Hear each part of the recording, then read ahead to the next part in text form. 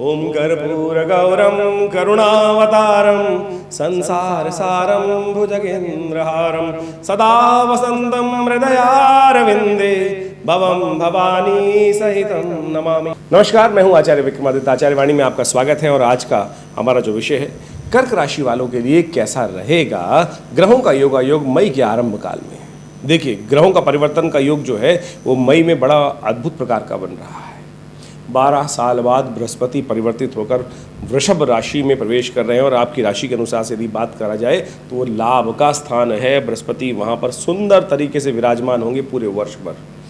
लाभ, यदि बृहस्पति महाराज शुभ ग्रह लाभ वाले स्थान में चले जाएं और शक्ति संपन्न हो जाएं, कर्क राशि वालों के लिए विशेष तौर पर शनि महाराज लगातार पिछले 2 साल से जो त्रास दे रहे हैं, सफलता में बाधा उत्पन्न करने का प्रयास करें। बृहस्पति ने लाख प्रयास किया पिछले समय में, लेकिन वो लाभ नहीं दे पा रहे थे। अब मई के अंदर वो परिवर्तन का योग बन रहा है कि 12 साल बाद बृहस्पति महाराज आपको लाभ देने के लिए आपके लाभ स्थान में विराजमान होते चले जा रहे हैं। एक पुरानी कहावत है कि 12 साल में कूड़ी के भाग भी जाग जाते हैं। वो बृहस्पति का परिवर्तन का योग 12 साल का चक्र है, इसलिए ये कहावत बनी विशेष तौर पर। गुरु गोरखनाथ जी के संबंध में एक कथा चलती है, जब विशेष तौर पर उनकी उत्पत्ति की कथा आती, कभी समय मिलेगा तो उसके बारे में बताने का प्रयास करेंगे। जब उनकी उत्पत्ति हुई तो कहा जाता है कि कोई गुरु, विशेष तौर पर कहा जाता है कि उनके गुरु जो थे वो भ्रमण करते हुए एक जगह जा रहे थे और वहाँ पर एक विशेष तौर पर गांव की एक औरत थी। उसने संतान की प्राप्ति के लिए गुरु से आशीर्वाद मांगा, तो उन्होंने एक भस्म दी उनको कि इसको ले लेना। और जैसे ही उन्होंने उस औषधि को लेने का प्रयास किया तो उनके पति आए और वहाँ देखा, अरे क्या फालतू बात लेती है, उठा के उसको कूड़ी में फेंक दिया। कहा जाता है कि जब वो कूड़ी में फेंक दिया उस भस्म को, तो जब गुरु गोरखनाथ जी के जो गुरु थे वो भ्रमण करते हुए 12 वर्ष बाद उसी जगह पर आए और उस औरत ने पुनः उनसे कहा कि महाराज संतान की प्राप्ति नहीं हुई। तो उन्होंने कहा, मैंने तेरे को आशीर्वाद दिया था। कहा, वो आशीर्वाद जो दिया था वो विशेष तौर पर जो आपने दिया वो कूड़ी में मेरे पति ने फेंक दिया। तब उनको विशेष तौर पर कहा, अरे उसी जब कूड़ी को उठाया, गोबर को वहाँ से हटाया तो उसके नीचे से गुरु गोरखनाथ जी स्वयं वहाँ विराजमान थे। तभी कहा जाता है, तभी से कहावत निकली कि 12 साल बाद तो कूड़ी के भाग भी जाग जाते हैं। तो इसलिए बृहस्पति महाराज जो परिवर्तन करके आपकी राशि के अनुसार से आपके 11वें भाव में लाभ देने के लिए आ रहे हैं कर्क राशि वालों, ये अद्भुत योग है।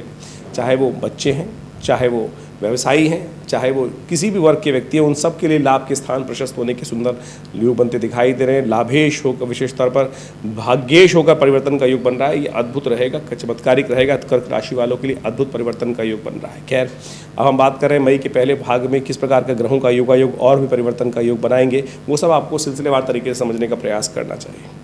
हम बात कर लेते हैं कर्क राशि वालों के लिए 1 मई की। तो 1 मई का ग्रह योग दिखाता है कि बुधवार का अवसर, वैशाख का महीना चल रहा है, कृष्ण पक्ष की सप्तमी तिथि उस दिन विराजमान रहेगी। चंद्रमा जो है कर्क राशि में, विशेष तौर पर कर्क राशि वालों के लिए सप्तम भाव में विराजमान रहेंगे मकर राशि के अंदर। देखिए, ये परिवर्तन का योग है, बहुत सुंदर योग है। उस दिन बृहस्पति महाराज जी परिवर्तन होकर सुबह दोपहर को करीब 12:25 पर सुंदर योग बना रहे हैं और ये आपके लिए बहुत सुंदर रहेगा। लाभ का योग बनता दिखाई दे रहा है। बृहस्पति के साथ चंद्रमा का गजकेसरी योग विराजमान है। लाभ की स्थिति, कुछ सुंदर प्रशस्ति उत्पन्न होने के योग बनेंगे। दोपहर के बाद कोई अच्छा आपके अदम्य उत्साह से, आपकी इंट्यूशन से, आपके विचारों से कुछ नया लाभ होने के योग बनते दिखाई दे रहे हैं। तो समय का लाभ लेते हुए कार्य करने का आपको प्रयास करना चाहिए। मनोबल भी अच्छा रहेगा, उत्तिष्ठ रहेगा, आगे बढ़ने का प्रयास करता रहेगा। लेकिन ध्यान रखिएगा, नए कार्य आरंभ करने के लिए दिन अच्छा नहीं है, क्योंकि अष्टमी इस दिन क्षय है। सप्तमी सुबह थोड़ी देर के लिए विराजमान होगी, अष्टमी का आगमन हो जाएगा, फिर अष्टमी भी क्षय हो जाएगी। तो नए कार्यों के लिए थोड़ा सा विलंब दिखाई देता है, क्योंकि मुहूर्त ठीक नहीं है। क्षय तिथि में कोई नया कार्य आरंभ नहीं करना चाहिए। तो उस दिन उपाय क्या किया जाए? तो विशेष तौर पर बुधवार का अवसर है, बृहस्पति महाराज परिवर्तन की तरफ जा रहे हैं। ऐसे में सबसे सुंदर है श्री गणेश का ध्यान करते हुए उनका पूजन करें। विघ्नहर्ता गणेश, जहाँ उनका स्तवन कर लिया जाता है, रिद्धि सिद्धि प्राप्त करने के योग बन जाते हैं। 2 मई का दिवस विशेष तौर पर गुरुवार का अवसर, 9वीं तिथि वैशाख के कृष्ण पक्ष की, और ये परिवर्तन का स्थिति उत्पन्न करता दिखाई दे रहा है। कुंभ राशि में चंद्रमा का प्रवेश होगा और उस दिन प्लूटो भी वक्री होने के योग बना रहे हैं। प्लूटो का वक्री होना एक तरह से शक्ति संपन्न माना जाता है, शक्ति को आपको विशेष तौर पर बृहस्पति का परिवर्तन के साथ जो प्लूटो वक्री हो रहे हैं आपके सप्तम भाव में चलते हुए, ये आपके लिए अच्छा नया शक्ति का संचार करने के योग बनाएंगे। जैसे रिवर्स गाड़ी कब करते हैं तो कई बार रिवर्स गियर जो तो गाड़ी फंसी होती है उसको निकालने के लिए शक्ति सर्जन होती है, तो उससे नई एनर्जी के साथ काम करने के, रुके हुए काम को गति देने के लिए बड़ा अच्छा योग बनता दिखाई दे रहा है। इस दिन चंडिका नवमी है, माँ भगवती दुर्गा की उपासना करते हुए निवारण मंत्र का यदि जप करें तो बहुत सुंदर रहेगा। ओम आइम ह्रीम क्लीम चामुंडाई विच्चे नमः, इस मंत्र का जप करिए, देखिए कल्याण के योग बनेंगे। 3 मई का अवसर, शुक्रवार का अवसर, दशमी तिथि और ग्रहों का योगायोग परिवर्तन का योग बना रहा है। थोड़ा बंधन रहेगा, थोड़ा मनोविचारों में कहीं ना कहीं प्रकार से कार्य को करने में थोड़ी सी बंदिश दिखाई देती है। इस बंदिश को ठीक करने के लिए आपको कुछ उपाय करने का प्रयास करना चाहिए। एक तो भद्रा का योग भी बन जाएगा, दोपहर के बाद से करीब 12:38 से लेकर रात्रि के 11:30 बजे तक ये योग रहेगा। तो ऐसे में मनोविचार में भी थोड़ा बंधन आपकी राशि के अनुसार से बनता दिखाई देता है। अंतःकरण थोड़ा सा कमज़ोर हो जाएगा। चंद्रमा और शनि का योग आपके अष्टम भाव में होने के कारण से ऐसी स्थिति उत्पन्न होती दिखाई दे रही है। तो ऐसे में शुक्रवार के दिन गौ पूजन करें, आपके लिए सबसे कल्याणकारी उपाय है। कोशिश ये करें गौशाला में जाकर अपने हाथ से गाय को हरी घास, चारा, हरा चारा इत्यादि अवश्य देने का प्रयास करें। यदि आपकी दिक्कत है, बहुत सारी समस्या क्या होती है, शहरों में रहते हैं, ऐसी जगहों में रहते हैं जहाँ गौशाला नहीं होती है, तो आप किसी अच्छी संस्था में जहाँ गौशाला में काम हो रहा है, गाय काम हो रहा है, वहाँ दान अपने द्वारा भी देकर भी सुंदर तरीके से कार्य कर सकते हैं। तो उसके बहुत रास्ते हैं, जहाँ चाहा वहाँ रहा, और जहाँ सोच ही नहीं है तो वहाँ परिवर्तन का योग कैसे बनाएंगे। सबसे पहले तो नेगेटिव सोच हटाने का हमको प्रयास करना चाहिए। मनोमस्तिष्क में हर बार ना करने की आदत पड़ गई है, ना नहीं। अगर ज़िंदगी में सफल होना चाहते हो तो आप राजा बन गए हो तो बात अलग है, अफसर हो गए हो तो बात अलग है, लेकिन साधारण व्यक्ति हो तो ये सोचो, ऑलवेज ट्राई टू से येस। बिल्कुल जिस दिन आपने ये करना, अपने जीवन में परिवर्तन लाने की बात सोचोगे, सबसे पहले येस करना सीखो। ना करना, नो करना, ये बड़ी गलत आदत है, सफलता में बाधा उत्पन्न करने वाली होती है। जब लोग सर्वोच्च पद पे पहुंच जाएं, जब डिसीजन एक्शन हो, तब यदि नो करने की आदत पड़ जाए तो बहुत अच्छी बात है। लेकिन ये परिवर्तन चाहते हो तो हाँ करने का सीखो। तो मैंने कहा ना कि जैसे आपको उपाय बताया, बहुत सारे लोग यही बोलेंगे कहाँ जाएं जी, गाय तो आजकल शहर में मिलती नहीं है, दिल्ली जैसे शहर में तो गाय बिल्कुल भी दिखाई देना मुश्किल हो जाता है। तो कोई दिक्कत नहीं, बहुत सारे अच्छे लोग हैं जो कार्य कर रहे हैं, आपके द्वारा बहुत सारी अच्छी संस्थाएँ हैं, तो आप जहाँ दिखाई दे तो वहाँ अपने द्वारा प्रयास कर लीजिए, बहुत सुंदर योग बनेगा। अच्छा परिवर्तन का योग बन सकता है ग्रहों के दृष्टिकोण से। 4 मई के दिन शनिवार का अवसर है, एकादशी का सुंदर योग पड़ रहा है, ग्रह परिवर्तन की तरफ जा रहे हैं। चंद्रमा मीन राशि में शाम को प्रवेश करेंगे करीब 4:45 बजे के आसपास। बाकी दिन वो परिवर्तन का योग आपके लिए बहुत उन्नति का योग बनेगा। चंद्रमा जाके भाग्य में बैठ जाएंगे और ये भाग्य में धर्म कार्य उत्पन्न करने के योग देंगे। लेकिन सुबह थोड़ी सी बंदिश दिखाई देती है, थोड़ा सा बंधाव दिखाई देता है, कार्यों को खुलकर करने में दिक्कत दिखाई देती है। स्थिति मनोमस्तिष्क में नेगेटिव जाती दिखाई दे रही है कि हर चीज़ में संकुचित विचारधारा परेशान करने के योग बना सकती है। थोड़ा सा उसके लिए आपको प्रयास करना पड़ेगा। देखिए बहुत सुंदर अवसर है शनिवार। शनि महाराज इस वक्त जो है आपके अष्टम भाव में लगातार चल रहे हैं और जो बाधा और सफलता देने में परेशानी उत्पन्न कर रहे हैं, और शनिवार के दिन एकादशी का योग बन गया है। आज हम आपको इस अपने चैनल के माध्यम से एक सुंदर उपाय बताने जा रहे हैं। करते तो आप बहुत पुराने रहे होंगे। देखिए एकादशी का योग शनिवार के दिन पड़ गया है, और शनिवार के दिन आमतौर पे एक उपाय लोग करते देखा होगा आपने, पीपल के पेड़ के पास जाकर उनमें तिल चढ़ाते हैं, अर्घ देते हैं, जल चढ़ाते हैं। आमतौर पर शनि का उपाय मान के लोग करते हैं। यदि गीता पढ़ें तो कहा जाता है शास्त्र के दृष्टिकोण से, पुराणों के दृष्टिकोण से, जो पीपल का पेड़ है साक्षात भगवान विष्णु स्वरूप है, और उसके अंदर महालक्ष्मी के साथ विशेष तौर पर शनिवार के दिन स्वयं विष्णु विराजते हैं। एकादशी का योग है, तो इस शुभ तिथि में जाकर पीपल के पेड़ पर जल अर्पित करें। शनि भी अनुकूल होंगे, भगवान विष्णु के आशीर्वाद से महालक्ष्मी का आशीर्वाद भी मिलेगा। हाँ, इस उपाय को करते हुए एक बात का ध्यान रखना चाहिए, रविवार के दिन ये उपाय करना श्रेष्ठ नहीं माना जाता। जी हाँ, क्योंकि लक्ष्मी जो है उस दिन जो विष्णु पत्नी के रूप में विराजमान होती हैं, वो अलक्ष्मी के रूप में विराजमान होती हैं। लक्ष्मी के कई स्वरूप हैं, कीर्ति, सिद्धि, ये सब लक्ष्मी के स्वरूप ही हैं। इसी प्रकार से महालक्ष्मी का स्वरूप एक, उसमें अलक्ष्मी भी आता है जो पापियों के जीवन में आती हैं। भगवान किसी को नहीं छोड़ते। कई बार लोगों के मन में भ्रांति हो जाती है भगवान भी हमें छोड़ दिया साथ, भगवान ने नहीं छोड़ा। आपके कर्म अनुसार भगवान के स्वरूप को आप प्राप्त करते हैं। भगवान आपका साथ हमेशा देते हैं, वो आपके कर्म के साथ आपके साथ जुड़े होते हैं। तो सदकर्म करेंगे तो महालक्ष्मी के रूप में प्राप्त होंगे। रविवार के दिन पीपल के पेड़ के पास जाकर उसको छुएंगे, तो ये उपाय शनि को बनाने का उपाय करने का प्रयास करेंगे तो दरिद्रता के रूप में महालक्ष्मी प्राप्त हो जाएंगे। तो इन बात का ध्यान रखना चाहिए। तो शनिवार का योग बहुत सुंदर बन रहा है। एकादशी है, शनिवार है, और आपकी राशि के अनुसार शनि इस वक्त आपको 1 साल तक थोड़े से और कष्ट देने वाले हैं। तो हर शनिवार को ये उपाय कर लिया कीजिए, देखिए सुंदर योग बनेगा, परिवर्तन का योग बनेगा। खैर, अब 5 मई की बात कर लेते हैं। 5 मई रविवार का अवसर, द्वादशी तिथि, और उस दिन विशेष तौर पर ग्रहों का परिवर्तन का योग आपके लिए अद्भुत है। धर्म से आपको लाभ प्राप्ति के योग बनेंगे, लेकिन ध्यान रखिएगा कुछ बदमाश लोग, शैतान लोग, दुर्जन लोग आपको कष्ट दे सकते हैं। सज्जन को ही दुर्जन कष्ट देते हैं, इस बात का ध्यान रखना। यदि आपको लग रहा है कि आपके जीवन में कोई कष्ट चल रहे हैं तो सज्जनता आपके अंदर विराजमान है, और वही लोग जबरदस्ती। आप विचार करने का प्रयास कीजिएगा, अच्छा पॉजिटिव थॉट रखते हुए कार्य करेंगे तो बहुत सुंदर आपके लिए परिवर्तन की स्थिति उत्पन्न होने के योग बन सकते हैं। तो ऐसे में आपको विशेष तौर पर थोड़ा सूर्य को उपाय करने का प्रयास, बड़ा सुंदर योग बन रहा है इस दिन रविवार, और शाम को प्रदोष का योग बन जाएगा, त्रयोदशी का आगमन हो जाएगा। ये सूर्य आपकी राशि के अनुसार से यदि बात करें तो इन दिनों विशेष तौर पर कीर्ति का योग बना रहे हैं अद्भुत प्रकार से। दशम भाव में उच्च के होकर विराजमान है आपकी राशि के अनुसार से, 15 दिन और रहेंगे करीब करीब। और ऐसे में विशेष तौर पर सूर्य को थोड़ा बल देने का आप प्रयास करें। सूर्य वर्ष में एक बार आपकी राशि के अनुसार से दशम भाव में आते हैं 1 महीने के लिए, और ये आपका राज्य भाव, दशम भाव जो है राज्य का, यश का, कीर्ति का भाव है। ऐसे में थोड़ा सा उपाय सूर्य को प्रसन्न करने का यदि कर लें, और देव योग से सुनिए कितना सुंदर रास्ता बन गया है कि अभी 15 दिन के अंदर अंदर पुनः रवि प्रदोष का योग बन गया है। रवि प्रदोष का योग कीर्ति देने वाला होता है। यदि भगवान शंकर का स्तवन इस दिन सुंदर तरीके से कर लिया जाए, सुबह सुबह भगवान सूर्य को अर्घ्य अवश्य दें, रविवार का दिन है।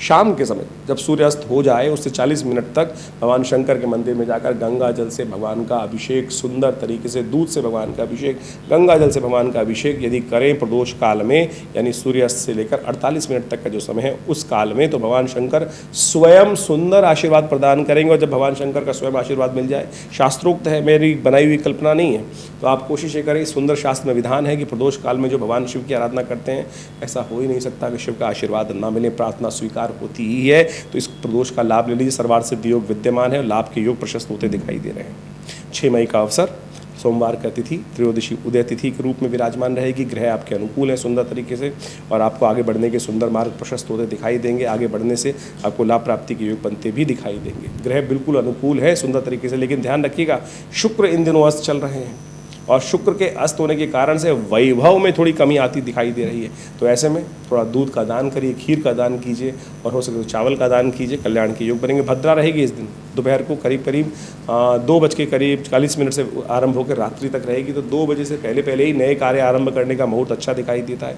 एक बात और सुन लीजिए, कई बार हम विचार करते हैं भद्रा के ऊपर, तो लोग सोच लेते हैं कि कुछ छोटा मोटा काम भी नया करना, जो काम 2 घंटे में खत्म होने वाला है, 3 घंटे में खत्म होने वाला, वो भद्रा के अंतर्गत नहीं आते।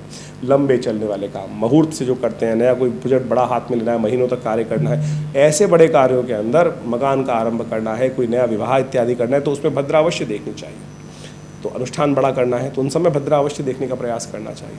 तो इस बात का ध्यान रखते हुए कार्य करें। ज्योतिषीगण आजकल इस चीज़ को नहीं देखते हैं, और फिर कहते हैं लोग मुहूर्त शुभ नहीं हुआ। मुहूर्त फिर करने के बाद भी जब मुहूर्त में शुभ कार्य कर लिया, शुभ मुहूर्त में कार्य कर लिया, तो फिर विघ्न आना ही नहीं चाहिए। लग्न शुद्धि जब हो जाती है तो फिर विघ्न दूर होने का अपने आप रास्ता बन जाता है। लेकिन लग्न शुद्धि करते वक्त ज्योतिषीगण आजकल बहुत सारे कष्टों को बहुत सारे योगों को देखते ही नहीं है। तो भद्रा उनमें से एक काल है। तो हम अपने इस चैनल के माध्यम से आपको इससे भी अवगत कराने का प्रयास करते हैं। 7 मई की अब बात कर लेते हैं। 7 मई मंगलवार का अवसर, चतुर्दशी तिथि विराजमान है, सर्वार्थ सिद्धि योग सुंदर तरीके से विराजमान है। आपके ग्रह परिवर्तन करके सूर्य के साथ दशम भाव में चंद्रमा प्रवेश कर गए हैं। शुक्र वहाँ विराजमान है, शुक्र शीर्णस्थ अवस्था में है, चंद्रमा भी यहाँ जाके अस्त हो जाएंगे। तो ऐसे में मनोमस्तिष्क में थोड़ा सा विचार आपको परेशान कर सकता है, लेकिन विचार नेगेटिव रह सकता है।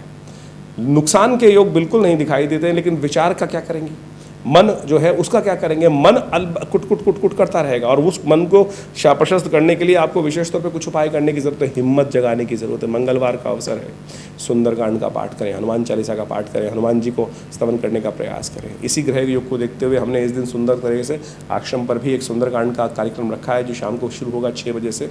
आप भी साक्षात उसमें विराजमान हो सकते हैं, आ सकते हैं, अपने नाम से करा सकते हैं, और ये सब सुंदर व्यवस्थाएं का लाभ आपको लेने का प्रयास करना चाहिए। आश्रम में बहुत सारी गतिविधि समय समय पर चलती रहती है। गौशाला का सुंदर व्यवस्था है, गौ पूजन चलता है, नित्यपति, और हॉस्पिटल है, प्राकृतिक चिकित्साएं हैं, यज्ञ नित्यपति 8 घंटे होता है, और बड़े बड़े कार्यक्रम हर महीने कम से कम 8-10 होते हैं समय समय पर। उसको हम आपको समय समय बताते थे। रविवार का एक विशेष कार्यक्रम रहता है, और उस दिन स्वाध्याय की व्यवस्था रहती है, कीर्तन रहता है, भंडारा रहता है। तो आप सब इन समस्त कार्यक्रमों में आश्रम के साथ जुड़ने का प्रयास कीजिए। देव कृपा से, भगवती कृपा से, माँ भगवती जो विराजमान है यहाँ पर आश्रम में, उनके दर्शन कर लेने मात्र से, उनके सानिध्य में यज्ञ कर लेने से बहुत सारे कष्ट प्रत्यक्ष रूप से दूर हो जाते हैं। और कई घटनाएं तो ऐसी होती हैं कि भगवती अपने आप ही कष्टों को हरने का सुंदर योग बना लेती है। भगवती के जो श्री चरणों में अपने भक्ति को समर्पित करने का प्रयास करते हैं। 8 मई का अवसर बहुत विशेष है, सावधानी वाला है, क्योंकि इस दिन ग्रह का परिवर्तन का योग बन रहा है, अमावस्या है, साथ साथ विशेष तौर पे वैशाख की अमावस्या का योग बन रहा है और उस दिन बृहस्पति अस्त होने जा रहे हैं। बृहस्पति अभी परिवर्तित होकर नया आपको कुछ चमत्कार दिखाने का प्रयास करे होंगे, बहुत सारे परिवर्तन का योग बना होगा, मनोमस्तिष्क में पॉजिटिविटी उदय होने के योग बने होंगे, लेकिन ऐसे ही 6 दिन के अंदर अंदर बृहस्पति फिर अस्त होने जा रहे हैं। बहुत लंबे टाइम के लिए नहीं है, लेकिन ये अस्त हो रहे हैं, ये एक विशेष बात है। तो ऐसे में इसका प्रभाव आपको देखने को मिल सकता है। जो कार्य अभी आरंभ किए थे उसमें एकदम ऐसा हो सकता है कि डंपनेस आ जाए, स्लो हो जाए, विचार भी आपके नेगेटिव हो सकते हैं। तो इसको लगातार शक्ति देने की ज़रूरत है। हम बताएंगे आपको इसके लिए अलग से कौन से खास उपाय करने की ज़रूरत है। बृहस्पति अस्त होने से कैसे उपाय आपको बचा सकते हैं, वो सब आप लगातार करेंगे तो ठीक रहेगा। हल्दी का टीका लगाइए, केसर का सेवन कीजिए, ये विशेष तौर पर ध्यान रखने का प्रयास कीजिए। हो सके तो अपने पितरों के निमित्त इस दिन अवश्य तर्पण इत्यादि करने का आपको प्रयास करना चाहिए। उनके निमित्त भोजन कराना चाहिए, ब्राह्मणों का पूजन करना चाहिए, ब्राह्मणों को दान पुण्य करने का प्रयास करना चाहिए। गौ के निमित्त ग्रास निकालना चाहिए। पंचबली जो शास्त्र में विद्यमान है वो अवश्य देने का प्रयास करना चाहिए। भिक्षुक को भोजन निकालना, काक की बलि, काक को भोजन निकालना, चींटी इत्यादि के लिए भोजन निकालना, गऊ के लिए भोजन निकालना, श्वान के लिए भोजन निकालना, ये पंचबलियों के अंतर्गत आते हैं, जिसको आवश्यक आप करने का प्रयास आपको करना चाहिए। इससे आपके ग्रह परिवर्तित होंगे और बृहस्पति को भी ताकत मिलने के योग बनेंगे। हो सके तो आपकी राशि के अनुसार से आपको एक बात का ध्यान रखना चाहिए, जब तक बृहस्पति अस्त है आप अवश्य गौ पूजन करें। गाय को नित्यपति अपनी सामर्थ्य के अनुसार से जो चने की दाल होती है भिगो के देने का प्रयास कीजिएगा। देखिए बहुत सुंदर रहेगा आपके लिए बृहस्पति को ताकत देना, क्योंकि बृहस्पति बड़ी मुश्किल से आपके लिए आए हैं आपके 11वें भाव में। तो इसको समय 1 साल के लिए है, बहुत लाभ का योग बन रहा है, शनि से दृष्ट भी नहीं रहेंगे और तब आपको लाभ प्राप्ति कम से कम एक ग्रह आपके बहुत अनुकूल हो रहा है। इसका लाभ पूरी तरह से लेने का आपको प्रयास करना चाहिए। जो उपाय बता रहे हैं अवश्य कीजिएगा। 9 मई का दिवस, बृहस्पतिवार का अवसर, वैशाख के शुक्ल पक्ष का आरंभ हो रहा है, प्रतिपदा का योग बन रहा है। चंद्र दर्शन इस दिन होंगे क्योंकि द्वितीया इस दिन क्षय हो गई है। ग्रहों का योगायोग, बृहस्पति जो चंद्रमा जो है उच्च के होकर विराजमान आपके बृहस्पति के साथ हैं, गज केसरी योग का निर्माण कर रहे हैं, लेकिन बृहस्पति थोड़े क्षीण है, तो इसलिए बृहस्पति को थोड़ी ताकत देने का यदि आप प्रयास कर लें, बृहस्पतिवार का अवसर है, ब्राह्मणों का पूजन करें, केले का पूजन करें, केले का दान करें, पीली चीज़ों का दान करें। ये बहुत ज़रूरी है क्योंकि बृहस्पति के साथ चंद्रमा का योग, उच्च के चंद्रमा होकर बैठे हैं। चंद्रमा उच्च के होकर बृहस्पति के साथ बैठने के कारण से एकादशवें भाव में बृहस्पति को ताकत देने का प्रयास कर रहे हैं। यदि आपने थोड़ा प्रयास कर ले, ये उपाय जो बताए ना, पीली चीज़ों का दान, ब्राह्मणों की सेवा, ज्ञानी जन जो बड़े विद्वान जन हैं उनका आशीर्वाद, उनके साथ विचार विमर्श, यदि बुद्धि अपनी जो बृहस्पति है हमारा स्वयं अस्त हो गया है, वो शक्ति संपन्न नहीं है और बुद्धि वाले स्थान को देख भी रहा है, तो ऐसे में हम बाहर से थोड़ा सा एडवाइस लेने का प्रयास कर लीजिए। यही विचार है, यही परिवर्तन का योग है। देखिएगा कल्याण के योग बनेगा। हाँ, एक बात का ध्यान रखिएगा, नए कार्यों को करने के लिए दिन अच्छा नहीं है क्योंकि इस दिन द्वितीया तिथि क्षय है। क्षय तिथि में कोई नया कार्य, कोई बड़ा कार्य नहीं करना चाहिए, इस बात का ध्यान रखना चाहिए। 10 मई का अवसर, अक्षय तृतीया का योग है। वैशाख तृतीया, शुक्ल पक्ष की तृतीया जो होती है अक्षय तृतीया मानी जाती है और ये अद्भुत रूप से समस्त कष्टों को दूर करने वाली होती है। ईश्वर की कृपा का अद्भुत योग होता है। अंशुज साया माना जाता है, लेकिन इस बार शुक्र और बृहस्पति दोनों अस्त चल रहे हैं, इसलिए विवाह इत्यादि करना स्थिति में अंशुज साय का लाभ नहीं देगा। इस बात का ध्यान रखें। बहुत सारे जो तथाकथित तौर पर विद्वान जन हैं वो मुहूर्त निकाल के दे देते हैं, शादियाँ करने के योग बना देते हैं, तो इसलिए शादियाँ बंद है भारतीय संस्कृति में। इस बात का ध्यान रखते हुए कार्य करना चाहिए। तारा डूबा हुआ है। ग्रह योग के दृष्टिकोण से देखा जाए तो आपका ग्रह अनुकूल चल रहा है, लाभ के योग प्रशस्त हैं। यदि आपने बृहस्पति को ताकत दे ली थोड़ी सी तो बहुत सुंदर तरीके से लाभ प्राप्ति के योग बनेंगे। गौ सेवा करें, गाय को चना खिलाएं, अपने माथे पर केसर का टीका लगाएं, ये सब उपाय कर सुंदर तरीके से आप इस तिथि का लाभ लेते हुए कार्य करने का प्रयास कीजिए। अक्षय तृतीया है, अक्षय तृतीया के दिन कहा जाता है शास्त्र के दृष्टिकोण से जितने भी कार्य करेंगे उसका अक्षय फल प्राप्त होगा। शुभ करेंगे तो शुभ अक्षय फल प्राप्त होगा, हाँ अशुभ करोगे तो अशुभ, किसी को गाली दे दी, किसी के बारे में बुरा सोच लिया, ये सब भी कर्म है। कर्म 3 प्रकार के शास्त्र में वर्णित है, मनसा वाचा कर्मणा। तो इस बात का सबका ध्यान रखते हुए कार्य करने की ज़रूरत है। इस ज्योतिष के कार्यक्रम में हम आपको विशिष्ट तौर पे बहुत वृहद वर्णन करने का प्रयास करते हैं, अपनी तरफ से समझाने का प्रयास करते हैं, ज्योतिष को प्रत्यक्ष रूप से आपके साथ जोड़ने का प्रयास करते हैं। ज्योतिष केवल नग धारण करने वाला या टोटकी करने वाला उपाय नहीं है। ज्योतिष वास्तविक तौर पर ग्रहों का प्रभाव, आप गणित के दृष्टिकोण से क्या कुछ आपके लिए, कौन सा माहौल, किस प्रकार का परिवर्तन का, किस प्रकार का वातावरण बन रहा है और हम किस दिशा में चलकर लाभ ले सकते हैं, यही बताता है, यही हम आपको बताने का प्रयास करते हैं। और देखिए ये सब बातें विशेष तौर पर बहुत महत्व रखती हैं। हम इस चैनल के माध्यम से आपके साथ लगातार जुड़े रहते हैं और समय समय पर आपको इन सब चीज़ों के बारे में अवगत कराने का प्रयास करते हैं कि आज तिथि कौन सी है, वार कौन सा है, कौन सा मुहूर्त कर लेना चाहिए, कौन सा व्रत शास्त्र के अनुसार से विधान किस प्रकार। देखिए, भारतीय संस्कृति में समझें, ये जो सारे के सारे विधान बताए गए हैं, ये सुंदर तरीके से इसलिए बताए गए हैं कि आप अपने जीवन में शुभ को प्राप्त कर सकें। शायद किसी और संस्कृति में इतना सुंदर तरीके से, इतने सूक्ष्म दृष्टिकोण से समय का अध्ययन नहीं किया जाता जितना सनातन पद्धति में, भारतीय संस्कृति में ज्योतिष विज्ञान के माध्यम से बताया गया। एक बात समझें, हमारा मानना ये है कि आइंस्टाइन ने एक बार जब फिलॉसफी दी थी टाइम होल्स की, जिसके अंदर हम टाइम को ट्रैवल करके बहुत सुंदर तरीके से आगे बढ़ सकते हैं, तो मेरा मानना ये है कि विशेष तौर पर ज्योतिष में जो मुहूर्त है, योग है, वो इसी को दिखाते हैं कि कैसे हम छोटे से कर्म से अपने पुण्यों को अद्भुत प्रकार से बढ़ा सकते हैं। जैसे अभी हमने बताया कि अक्षय तृतीया का मुहूर्त है, कार्यों को करने से अक्षय फल की प्राप्ति होती है। अक्षय फल यानी शुभ करेंगे तो उसका भी अक्षय, जो क्षय ना होने वाला हो, वो फल प्राप्ति के योग बन जाएंगे। ऐसे में शुभ कार्य करेंगे तो अच्छा फल प्राप्त होगा, और दुष्कर्म कट जाएंगे तो हमारी ट्रैवल, हमारे पुण्य बढ़ जाएंगे और कष्ट जो जीवन में आ रहे हैं वो घट जाएंगे। तो इन सब सिद्धांतों को हमें समझने का प्रयास करना चाहिए और सुंदर तरीके से अपने जीवन में लाभ लेने का प्रयास करना चाहिए। हमने विवेकानंद योगाश्रम, जो हमारे पिता आचार्य श्री केशव देव जी महाराज ने इस्टेब्लिश किया, और यहाँ भारत की विभिन्न पद्धतियों पे हम कार्य करते हैं। यज्ञ विज्ञान, मंत्र विज्ञान, आयुर्वेद, योग, प्राकृतिक चिकित्सा और बहुत सारे स्वर विज्ञान इत्यादि, मंत्र, कुंडलनी जागरण इत्यादि। और इस सब संबंध में बहुत अच्छे से शोध करके बहुत सारे विज्ञानों के संबंध पुस्तकों का लेखन हुआ। बहुत सारे शास्त्र इत्यादि को हमने अध्ययन करके उनके संविधान को बहुत सुंदर तरीके से, बहुत ईजी लेवल में लोगों के समक्ष उपस्थित करने का प्रयास किया। और हर रविवार को इस सब संबंध में एक हम वर्कशॉप भी लगाते हैं, जो सुबह 8 बजे से लेकर करीब करीब 10 साढ़े 10 बजे तक का एक कार्यक्रम रहता है। उसमें हम यज्ञ भी कराते हैं लोगों से। आप आकर निःशुल्क, कोई फीस नहीं लेते। यज्ञ इत्यादि में करने का कोई हमारे यहाँ विधान ऐसा है कि कोई भी आकर ज्वाइन कर सकता है। पवित्र वस्त्र धारण करके, स्नान इत्यादि करके हर रविवार को आप आएँ, उस यज्ञ में बैठें। यज्ञ भारतीय संस्कृति की अद्भुत कृति है। कहा गया यज्ञो वही श्रेष्ठतमं कर्म, और यज्ञ आप स्वयं कर कर भगवान परमात्मा का ध्यान कर सकते। बहुत सारे लोगों को भ्रांति रहती है कि यज्ञ सनातन नहीं, आर्य समाज का है। आर्य समाज कहाँ से निकला? सनातन से तो निकला। कोई फर्क नहीं है, ये तो विचार ऋषियों के, लोगों के विचार है जिन्होंने इसको बाइफिकेशन कर दिया। सब एक ही तो है।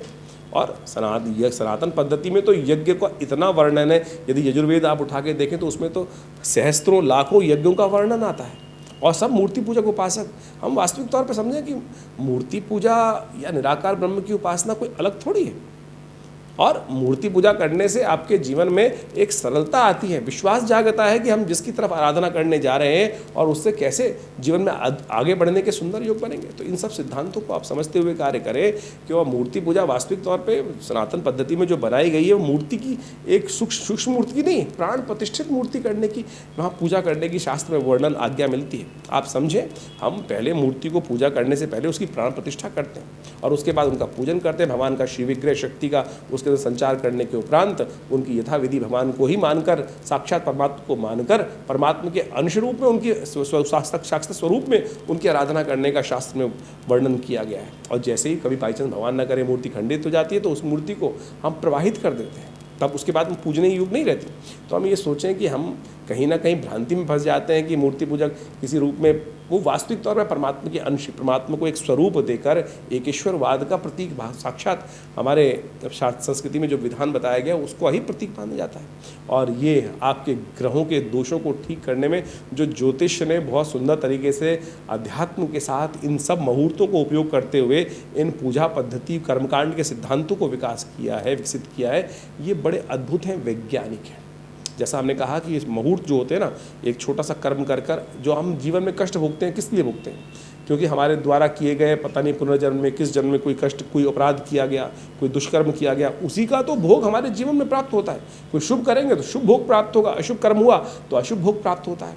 अब उस भोग को हम शुभ कर्म कर कर, अशुभ भोग को शुभ कर्म कर कर निस्तेज भी कर सकते हैं। और इसीलिए ये मुहूर्तों का वर्णन शास्त्र में होता है। यज्ञ इत्यादि कर्म जो है वो आपके जीवन में अद्भुत हैं, उन सब का लाभ हमें लेने का प्रयास करना चाहिए। हमने अद्भुत देखा, जीवन में कष्ट चल रहे हैं, किसी के मुकदमे चल रहे हैं, किसी के कष्ट चल रहे हैं, शत्रु परेशान कर रहे हैं, और ऐसे में जब अनेक प्रकार के यज्ञ जो शास्त्र में वर्णित है उनका सानिध्य लिया जाता है तो अद्भुत प्रकार से उसमें सफलता प्राप्त होती है। स्वास्थ्य में महामृत्युंजय मंत्र, मृत संजीवनी मंत्र, रोगान शेषान मंत्र, दुर्गा सप्तशती के जो मंत्र हैं वो अद्भुत कार्य करते हैं। हमने ऐसे कई केसेस देखे जिनके अंदर कई दवाइयाँ काम ही नहीं कर रही थी, और जब महामृत्युंजय इत्यादि का अनुष्ठान करके उनके लिए पूजा पद्धति अनुष्ठानित कार्य किए गए तो वो अद्भुत प्रकार से वो वही दवाइयाँ औषधियाँ पुनः काम करना शुरू करती। तो आप समझें, आपके सिर्फ कर्मों का खेल है, और इन मंत्रों का सानिध्य लेकर, परमात्मा का सानिध्य लेकर हम अपने भाग्य को, सोए भाग्य को जगा सकते हैं, दुर्भाग्य को सौभाग्य में परिवर्तित कर सकते हैं। ये सैद्धांतिक बात है। तो इन सब विषयों को हम अध्यात्म के साथ जोड़ के कार्य करने का प्रयास करें। आज कई लोगों ने ज्योतिष को अपने इस प्रकार से बना दिया है कि धर्म शून्य बना दी, और केवल नग पहनाकर या कुछ और कर कर या केवल टोटके कर कर उस शास्त्र को विशेष तौर पे ऐसा बना दिया है कि वास्तविक तौर पे अध्यात्म से बिल्कुल अलग दिखाने का प्रयास किया है। एक कई तो ऐड ऐसे हमने पढ़े, बचपन से हम देखते आए हैं, कई लोग ऐसे लिखते हैं नो मंत्र नो यंत्र नो विशेष तौर पे। अरे क्या करना चाह रहे हो भाई? ज्योतिष को वास्तविक तौर पे एक चीज़ होती है रेमेडी, एक होती है डायग्नोज। अब डायग्नोज आपने कर लिया ज्योतिष की गणनाओं को समझकर, ये समस्या है, निदान कैसे करोगे? निदान तो अध्यात्म से ही आएगा, निदान तो उपाय से ही आएगा। उपाय जो है मंत्र विज्ञान के भी हैं, रेमेडी जो एस्पेक्ट है। ऐसे डायग्नोज का फ़ायदा ही क्या है कि जिसमें रेमेडी ना हो, तो ज्योतिष विज्ञान को हमें समझना है सही रूप से। और ऐसे में हमने बहुत सारे अद्भुत कार्यों के द्वारा, मुद्रा विज्ञान के द्वारा, मंत्र विज्ञान के द्वारा, यज्ञ विज्ञान के द्वारा इन उपायों को करके देखा, अद्भुत लाभ प्राप्त होता है। जैसे अब बृहस्पति अस्त चल रहा है, ऐसे में बृहस्पति को शक्ति कैसे प्रकार से प्राप्त होगी? कोई कहेगा नग पहन लो, कोई कह रहा है कोई और उपाय कर लो। तो हमने एक आपको इस चैनल के माध्यम से हम आपको एक बहुत सुंदर बताते हैं, ज्ञान मुद्रा। ये बृहस्पति की उंगली है, और कहा जाता है कि बृहस्पति की उंगली, इस ज्ञान मुद्रा का अभ्यास करने से बृहस्पति की शक्ति को अद्भुत रूप से पॉजिटिव वे में आप उपयोग कर सकते हो। बृहस्पति जब ज्ञान, बृहस्पति देवता है ज्ञान का, ज्ञान अस्त हो रहा है तो ये ज्ञान मुद्रा है। भगवान कृष्ण ने गीता का उपदेश इसी मुद्रा में दिया। प्रपन्न पारिजाताय तोत्र वेत्रे पाणय ज्ञान मुद्राय कृष्णाय गीतामृत द्विनो। अब ज्ञान मुद्रा की कैसे जाए? तो गायत्री के अंदर कहा गया सुरभिर ज्ञान वैराग्यम योनिश्च। यहाँ का जो गायत्री के अंदर जो मुद्राओं का वर्णन किया गया है, 24 मुद्राएं गायत्री जब से पूर्व, 8 मुद्राएं गायत्री के जप के अनंतर। वहाँ मंत्र आता है सुरभिर ज्ञान वैराग्यम योनिश शंख पंकजम। ये जो 8 मुद्राएं जो हैं, लिंगम निर्वाणकम च अष्टौ जपान्ते प्रदर्शित, वहाँ ज्ञान मुद्रा का वर्णन बनता है। ज्ञान मुद्रा कैसे होती है? तर्जनी अंगुष्ठेन स्पर्शेत, तर्जनी को अंगुष्ठ के साथ स्पर्श करने से ज्ञान मुद्रा बन जाती है। तो इन दिनों बृहस्पति चल रहे हैं अस्त, बृहस्पति को ठीक करना चाहते हैं तो जो उपाय बताएं वो तो करें ही करें, लेकिन इसको ज्ञान करने का, ज्ञान मुद्रा का, चलते फिरते उठते बैठते ज्ञान मुद्रा का अभ्यास करने का प्रयास कीजिए। देखिएगा बृहस्पति को शक्ति प्राप्त होगी, और जो विचार, जो बुद्धि सोई है, अस्त है, उसमें नई शक्ति प्राप्त करने का योग बन जाएगा। यानी बाहर कॉस्मिक में वो रेजेस जो है वो थोड़ी नेगेटिव हो रही हैं। यदि ये ज्ञान मुद्रा अभ्यास कर लें तो सुंदर तरीके से बृहस्पति को शक्ति प्राप्त होगी, और साथ साथ आपके जीवन में कष्टों को दूर करने के योग बनेंगे। तो ये वर्णन हमने आपको बताया, और सुंदर तरीके से इसको आप करने का प्रयास कीजिए, आपको देखिए लाभ प्राप्त होगा। इसके अलावा भी बहुत सारी समस्याएं आपके जीवन में यदि चल रही हों, कोई प्रश्न मन में आ रहा हो, तो आपके लिए विवेकानंद योगाश्रम बहुत सुंदर तरीके से अध्यात्म के क्षेत्र में कार्य कर रहा है। जमुना पार्क खुरेजी में एक बहुत बड़ा शोध संस्थान बनाया हमारे पिता आचार्य श्री केशव देव जी महाराज ने, और यहाँ नित्य प्रति 8 घंटे यज्ञ होता है, गौशाला है, पूरा योग, प्राकृतिक चिकित्सा, आयुर्वेद का एक 100 बेड का हॉस्पिटल बनाया गया है। तो आप सादर आमंत्रित हैं यहाँ पर, और आश्रम से जुड़कर बहुत सुंदर तरीके से आप आध्यात्मिक विकास और साथ साथ अपने जीवन में शुभ कार्य करने के लिए, माँ भगवती का सानिध्य प्राप्त करने के लिए, ये बताना मेरे को ज़रूरी समझता हूँ मैं कि यहाँ भगवती का एक सुंदर शिव विग्रह विराजमान है जो 1947 में मुल्तान से आया था, और कई वीडियोज़ के माध्यम हम बताते ही आपको। और उन्हीं के सानिध्य में, उन्हीं की कृपा से, उन्हीं के आशीर्वाद से आज आश्रम पर नित्य 8 घंटे यज्ञ होता है, आध्यात्मिक कार्य किए जाते हैं। आप रविवार वाले यज्ञ में सादर आमंत्रित हैं, और यदि आपकी कोई निजी समस्या है तो फ़ोन नंबर्स दिए गए हैं, उन पर संपर्क साध कर आप आश्रम के साथ जुड़ सकते हैं।